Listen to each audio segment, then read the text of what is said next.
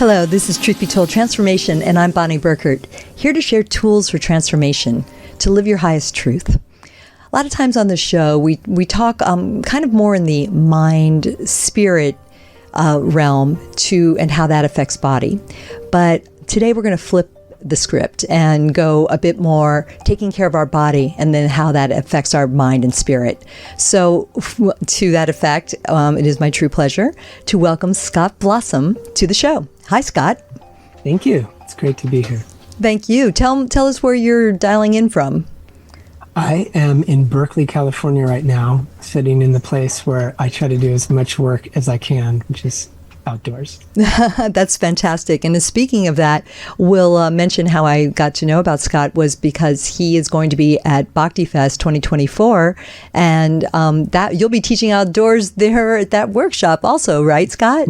Absolutely. Yeah, we're going to have a morning. We're doing a sunrise land blessing and class about the Ramayana, and then I'm also going to be doing a class on men's health.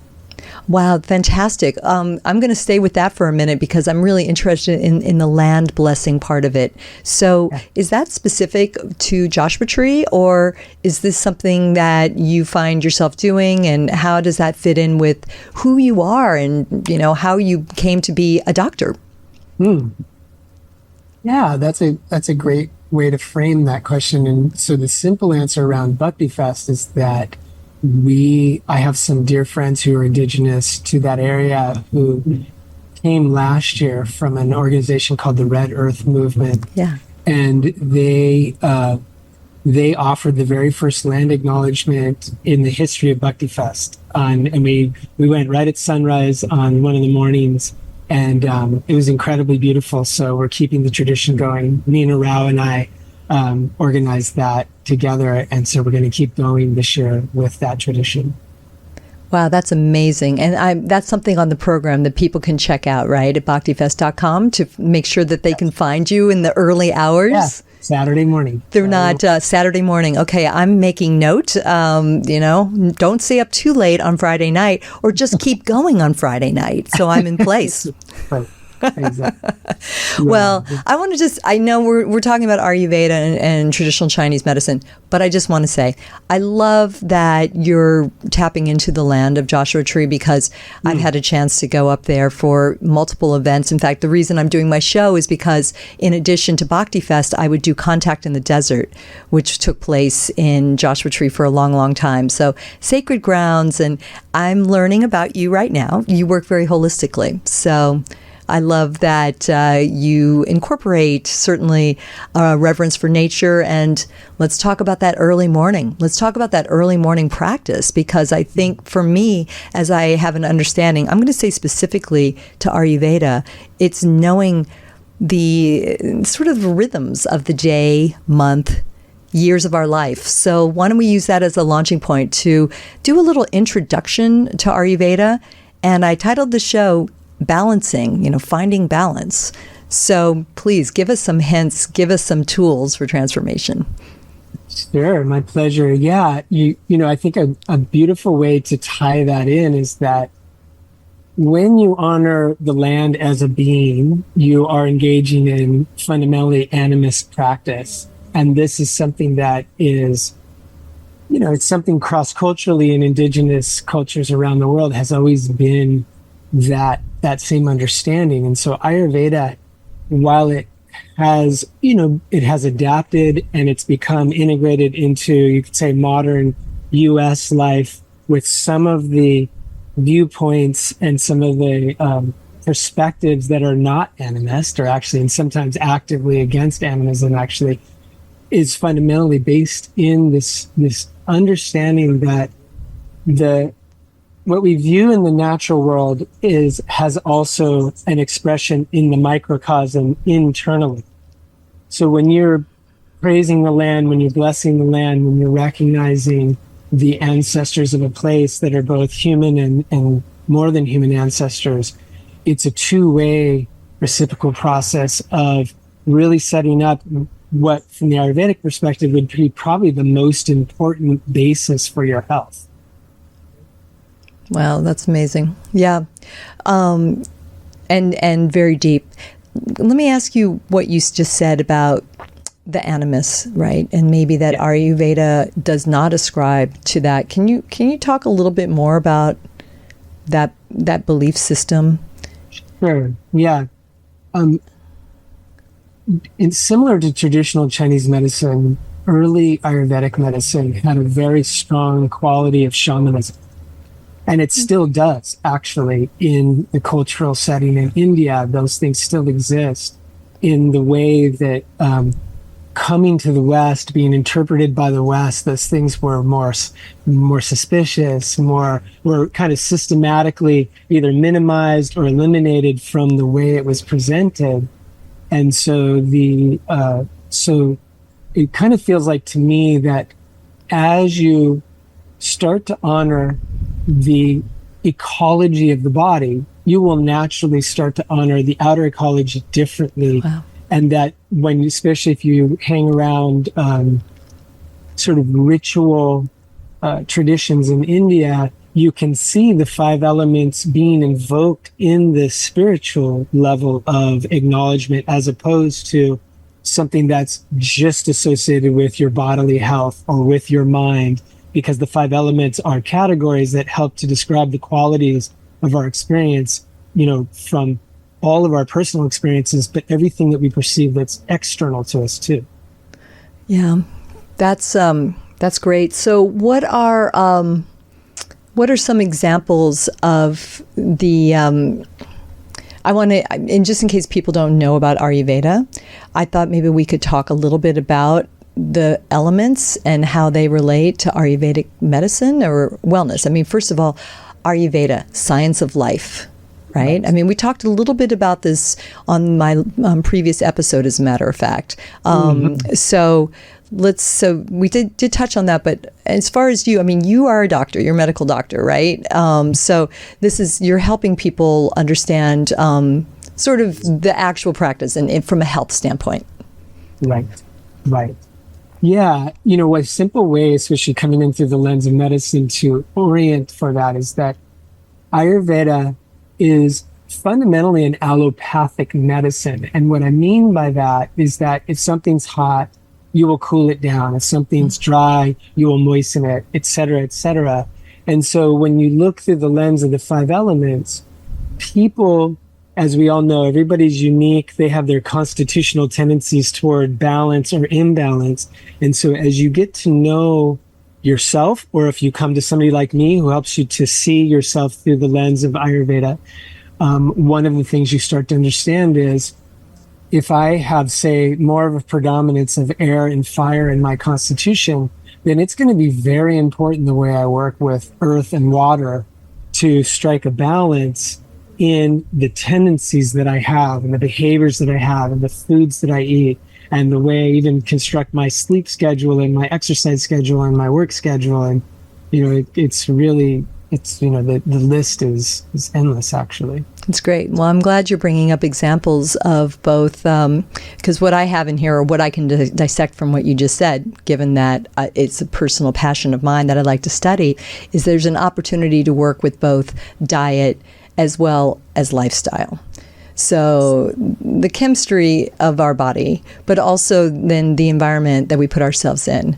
So we just had a major heat wave in Los Angeles, and we can use this as an example, even though a lot of people are moving into fall, and we could talk about that. But I mean, I'm going to go back to some of the basics and ask you some of the things we could do. But I know, back to the heat wave part of this top mention that I'm making is that I could tell I was very overheated, and I'm pretty, I think maybe I have a little tendency towards being a little fiery anyway, like pretty much strong constitution, can eat anything.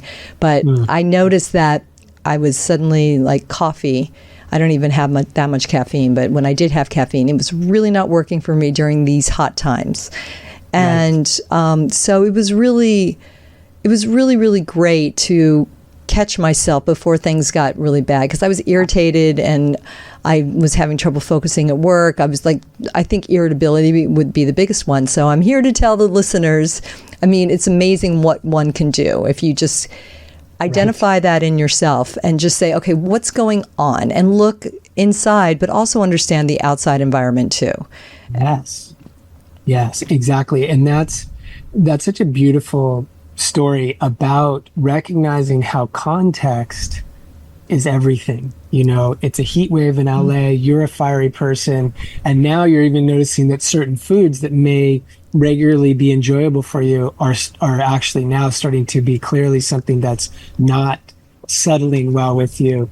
And so you're looking at the way that your in relationship and your inner world is being influenced by things outside of you. And if you pay attention over time, especially with a beautiful lens like Ayurveda and the 5 elements, you start to be able to understand, oh, this is that, exception to the rule where normally I might enjoy something like coffee, but it's not working right now. So I'm going to back away from that until the circumstances change internally and externally and it seems more appropriate again. Yeah, it's really great. I love it. I think it's a secret to my wellness in my body. And so I really want people to understand this and maybe demystify it for people a little bit so that they can explore it. There's some pretty simple ways of just understanding the qualities of food and just paying attention. And so much of it, coming back to the earth.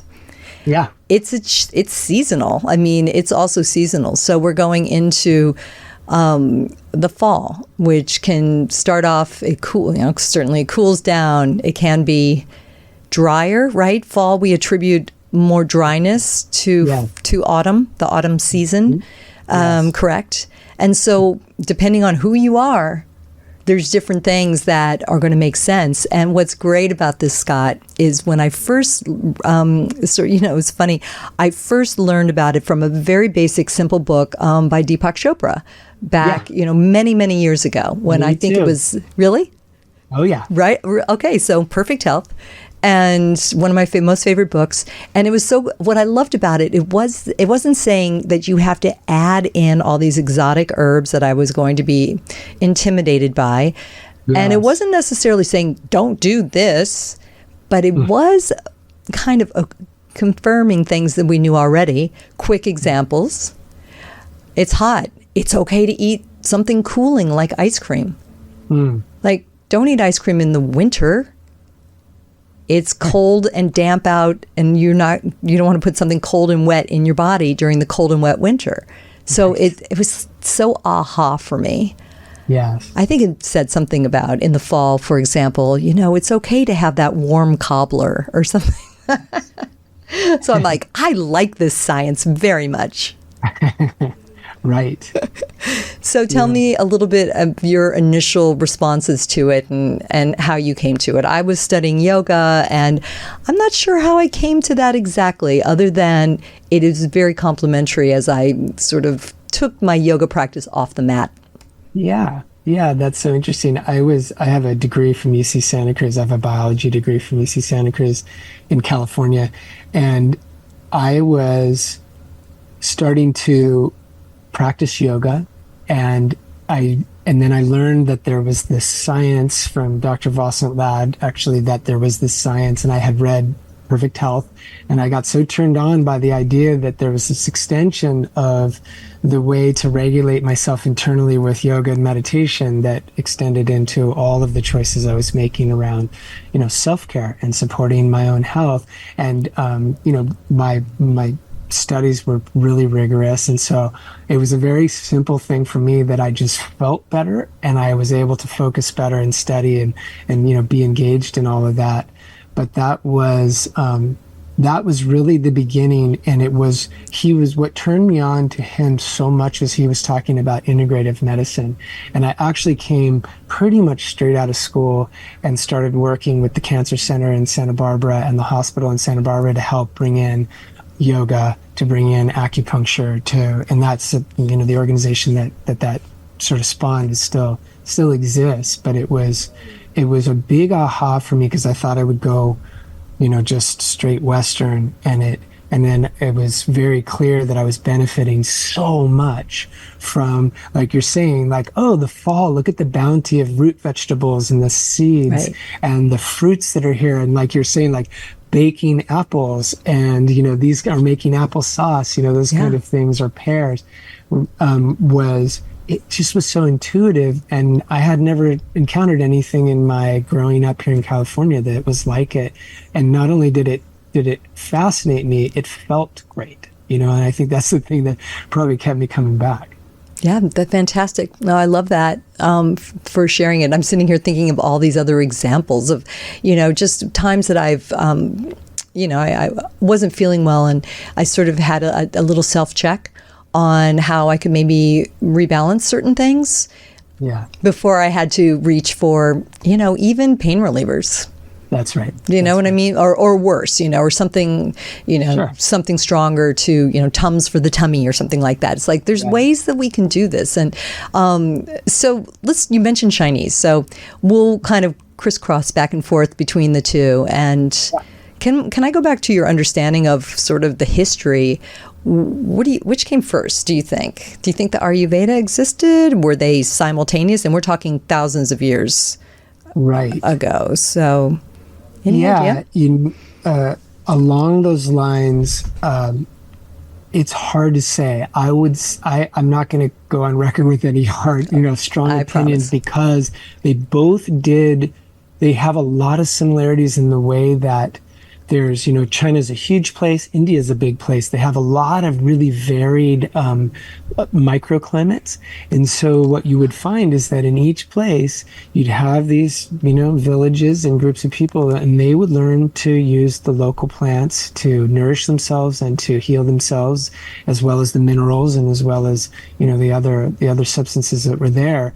But they, so it kind of, in some ways, it wasn't until really in the CE period that it started being canonized. It started to be put together in a way that they say this is something that you could call a medicine, because there were so many branches of it. And it's mainly because, again, both traditional Chinese medicine and Ayurveda are contextual at their core. So you never ask a Chinese doctor or an Ayurvedic doctor, what's a good herb for asthma? And there's a Krishnamacharya, the great yogi, his answer when people would ask him things like that was, who's asthma?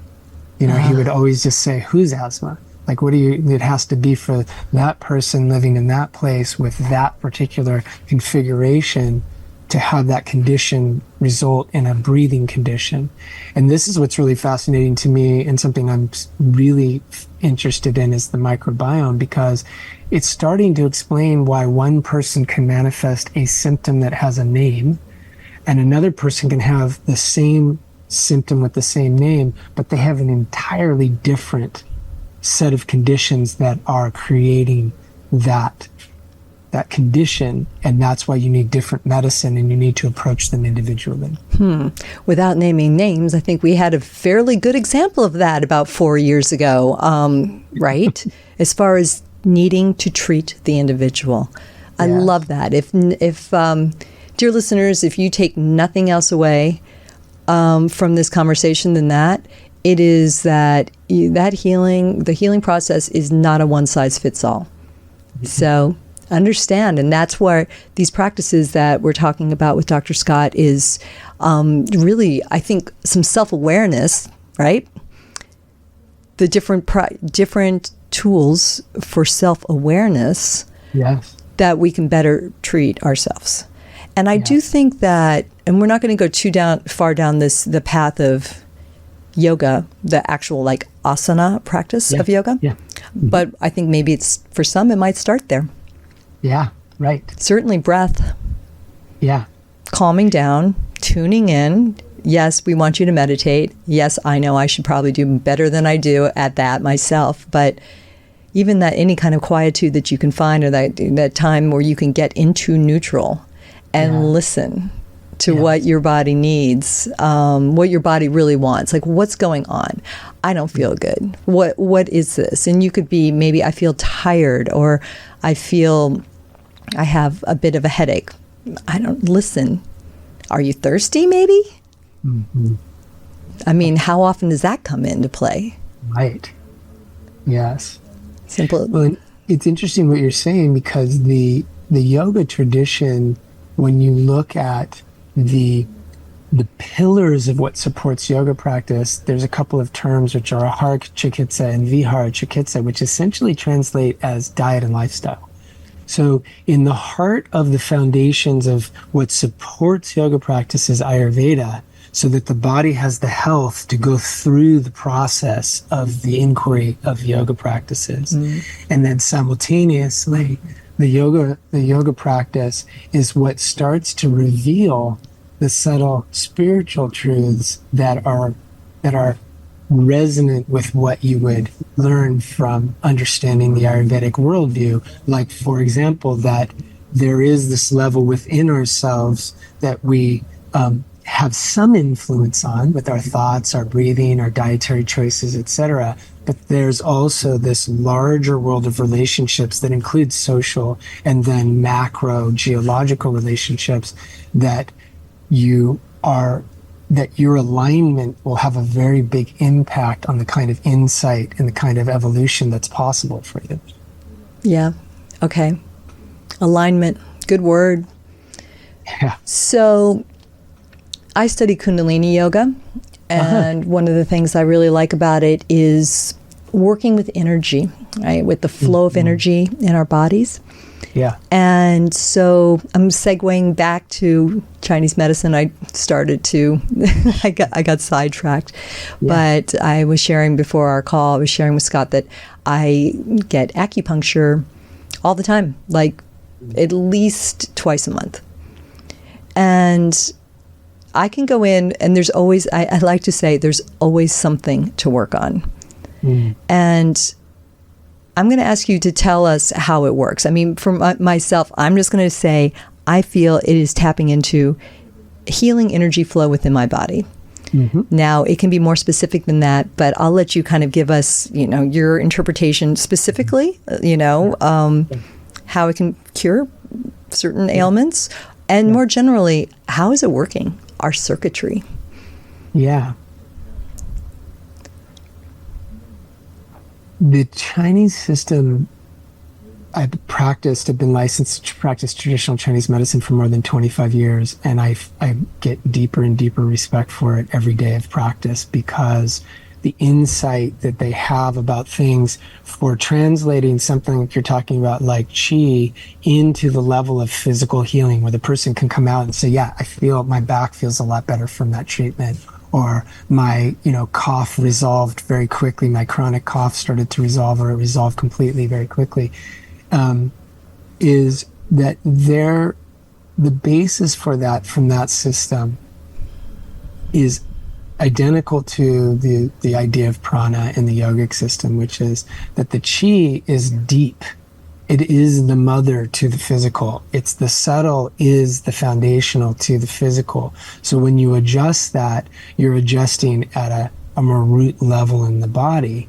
And that there's some really interesting theories about how acupuncture actually works from a biological perspective. And I think it's an interesting exercise.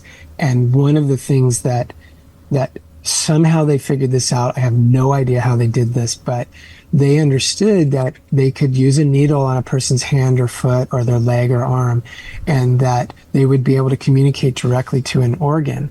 And so now there is the research about what seems to be happening is that a system called the proprioceptive system, which is basically it's your surveillance system of your whole body, all your organs, is that the acupuncture will trigger a heightened focus of the body's healing energies in certain areas, and that you don't have to go straight to the thing you're trying to heal. You can actually work with distal points on the limbs, for example, to heighten the circulation and the production of internal painkillers or wound healers or regenerative, molecules that the body makes itself from its own internal pharmacy.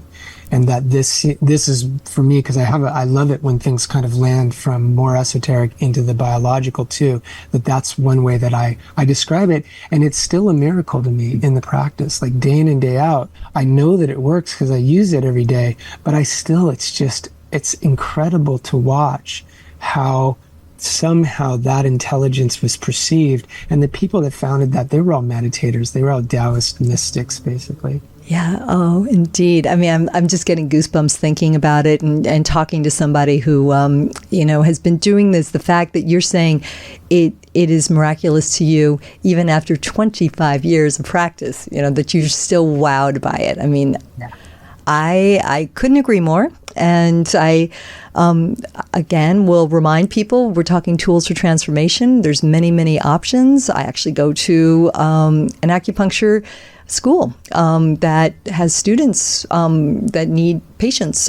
Wherever you're listening, I want you to know there's many, many options. But ideally, if you're in the Bay Area, I think that you should look up Dr. Scott, because it sounds like it would be an incredible opportunity to work with somebody who really understands this holistically and certainly cross-discipline as far as understanding Ayurveda as well as the traditional Chinese medicine. And there's just such a vast encyclopedia of herbs, Scott. How tell us a little bit about your thought, the distinctions between Ayurvedic herbs and the herbs in the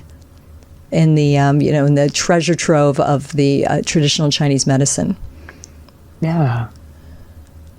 There's actually quite a bit of overlap between the two systems because of the territory where the homelands, where those countries exist. So there's a lot of overlap in the herbal pharmacopoeia between the two, but then there's also very specific and unique herbs in each tradition. And I think one way to to frame this is that in Ayurveda, they say anything can be food and anything can be poison. And the difference is that what food is something you can digest.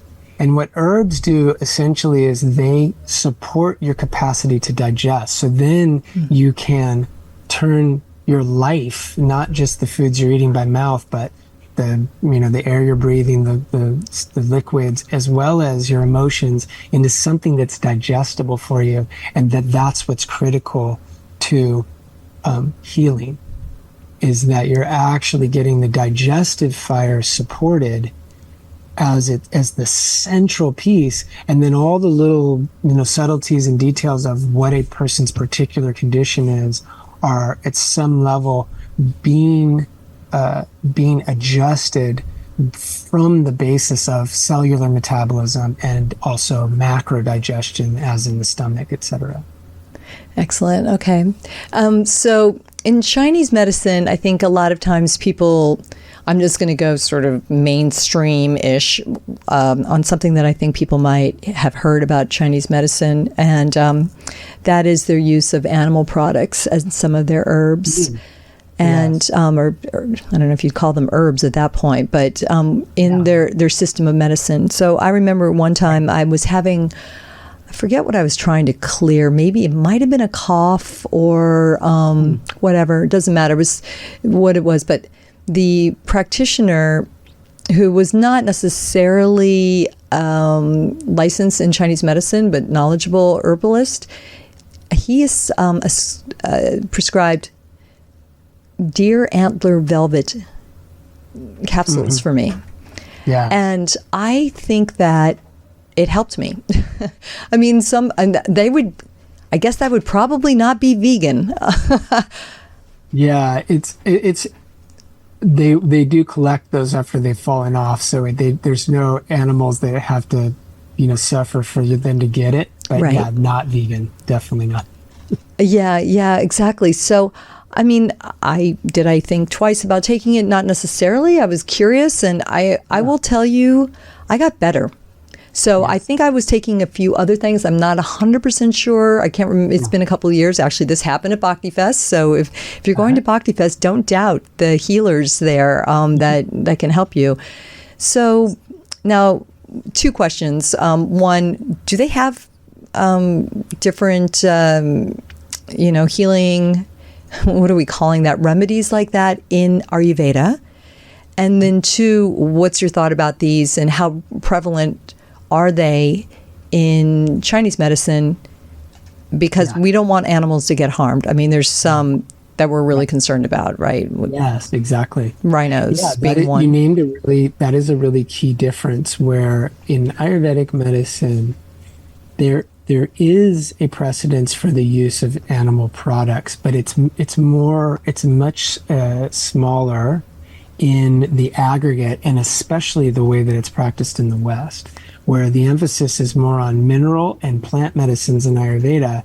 In traditional Chinese medicine, it'll be mineral, plant, and there are a lot of insects, animal products, these kinds of things that get incorporated into the medicine. And it's something for me that I get to steer around it, basically. It's like you can see whether it's in a formula or not. And then just as a rule, because of my own ethics and values, I'm not going to trust that it's all ethical, right, to those elements and things. But it is, the traditional Chinese medicine system relies more heavily on animal and other living being type of ingredients in their formulas. Mm. Yeah, it's interesting. I mean, it's so ancient. Maybe back in the day, there were there were more rhinos than there are now. So, leave the rhinos alone. There's other ways to take care of ourselves. Do you know what that actually is supposed to do? Is it sort of what is actually? Yeah. So in the case of the rhino horn, it was actually used for like deadly fevers. It's one of the reasons they valued it so much, is that it could be a lifesaver. But I agree that it's sickening to think about, especially the people that will go for, say, longevity or super health at any cost, and they just have this, this kind of attitude that, they're entitled to some very, rare and endangered animals parts to get there. It's disgusting. Yeah, well, I appreciate your point of view, and never for a minute would I have thought that was even something that, I don't know, any kind of any practitioner in the U.S. would probably be supporting at this point, right? I mean, it's time to evolve, and I think that's an interesting question, Scott, because you've been doing this for 25 years, you say, and how do you see people are doing? I mean, I think there's more awareness for Ayurveda and traditional Chinese medicine in the past decades, and yet at the same time, are we doing more things, or our environment that much more toxic to ourselves? So how are we doing? I mean, one, people are taking to it. Two, maybe we're doing things that are bad for ourselves. So just kind of, I always like to ask the question, how are we doing? Yeah. I feel like especially since the pandemic, there has been such a clear and bright, hopeful evolutionary trajectory that a lot of people are moving towards. So there's a lot to that I take heart from, including, for me, something that's very powerful is the merging of social justice movements and healing movements, where the argument about self-care being in service to the world you want to live in is actually, and the way that your psycho-spiritual evolution is tied into your health, but with a real emphasis on evolving the way that we do things. So I feel like there's a lot of hope, and simultaneously the breakdown of natural systems from pollution and from exploitation is making it harder to stay well. In fact, I heard something just recently too, and it struck me the way they framed it, which is because of the global warming, that heat waves are actually, out of all the natural disasters, heat waves can be the most dangerous. They're the most debilitating for humans. And that as that becomes more common, it's very hard to stay healthy when you're going through extreme weather experiences, for example. And just those kind of things make it so that something like yoga and Ayurveda, and learning to really utilize them, one of the goals is to make you have better internal integration so that your stability is stronger in the face of adversity. And so as the intensity of these waves and the pollution of the natural environment and the food supply, increases, the only way through is to, at some level, really refine your own internal balance at some level. Excellent. Thank you very much. Scott, you work with people individually, as mentioned, up in Northern California. Tell us your website, please, if you would, please. Sure. My website is www.drblossom.com, DOCTORBLOSSON. Fantastic. And I know that you're doing courses, online courses with people, and there's lots of different ways to work with Dr. Scott. And thank you. This is a fascinating conversation. I could go deeply down the rabbit hole of all my favorite topics of things I've learned and bounce them off of you. I appreciate you kind of indulging me in my personal fascination in this. And truly, I will end with you on this. Like, again, it's sort of how we began. What comes first? Healthy body, and we can get to that peace, the peace in our mind? Or do we, by having clarity in our mind, can we then inform our body how to get there and make good choices? I mean, I guess it's both. What do you think? Yeah, it is both. And I'll just, stick with Ayurveda to say that the tissues and the balance of the tissues is literally the home for the mind. And so the way you work with the tissues has a profound impact on the stability of the mind. And that somebody who has cultivated really excellent meditative awareness can weather illness better than somebody who hasn't. But if somebody's body is not sound, it will really be challenging usually for them both mentally and emotionally. And so I come down more on the side of almost a developmental look too, to say with children, you don't start them with meditation, you start them with mother's milk. You start them with good food. Excellent. All right. This is really great. That could almost be its own show right there, but we have to come to Bhakti Fest and to learn more. So thank you again, drblossom.com. Once again, see you very soon in the desert. And, thanks again for your time. This has been fascinating. Thank you very much. I appreciate it. Cheers, everybody. What a privilege it is for me to bring to you favorite subjects and luminaries that will help us really just raise the vibe. That's what we're here to do at Truth Be Told. And I've got Tony Sweet in the studio right over there, and he's gonna feed me some information that I want to let you know about, because if you are in the Los Angeles area, we are going to be having an event on Friday, October 5th. And it's up in Santa Clarita. I stand corrected already. It is Friday, October 4th in Santa Clarita. So we hope you'll come up for a special Halloween event featuring Colby Rebel. It's on the screen right there. Thank you very much, Tony, for letting us know, and we'd love to see you in person. And again, everybody, it's great to hear from you. Let us know if you have any questions, any ideas of speakers or topics you'd like for us to talk about. Don't forget, Tony is on at 3 p.m. on Fridays live, so we gather the community in the chat room on YouTube, Club Paranormal channel. Robert Hensley's got new episodes, and Queer from the Other Side, also new episodes all the time. I'm Bonnie Burkert, here to shed the light, share the light, and reminding you all to shine on.